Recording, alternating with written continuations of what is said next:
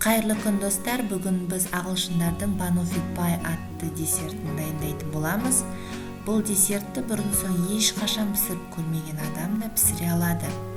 Себебі өте оңай, тез дайындалады. Және дәмінде бір тіл үйретіндей, тәтті бал татитындай бір керемет өзгеше өзінің дәмі бар. Және осы десертті пісіріп көруге сіздерге кеңес беремін. Ең алдымен ұнымызға қантымызды және қамыр қопсытқышын салып араластырамыз.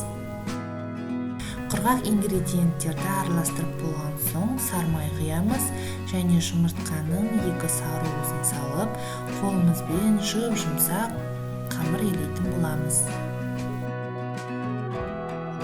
Қамырымызды салафанға салып, тоңазытқышқа жарты сағатқа салып қоямыз.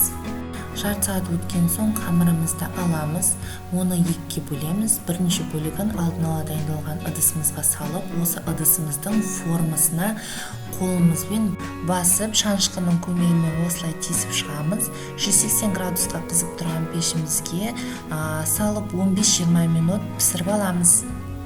Осы уақыт аралығында кремді дайындаймыз.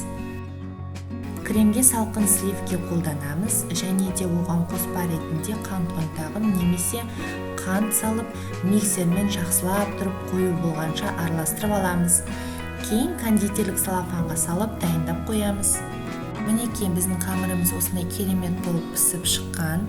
Оны суытып, оның үстіне қайнатылған қоюландырылған сүттің 3 үлкен қасығын салып жағамыз. Оның үстіне банандарымызды әдемілеп салып шығамыз.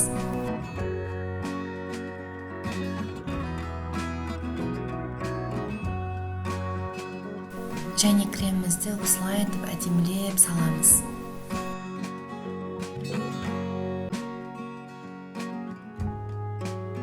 Міне бізде Banofit Pie атты десертіміз дайын болды. Бізде 2 десерт шықты. Алғашқы десерттің үстіне какао ұнтағын септім. Бұл десерт кез келген дастарханның көркі болатынына сенімдімін. Қорықпай дайындап көріңіздер, міндетті түрде сіздерде де керемет болып шығатынына сенімдімін.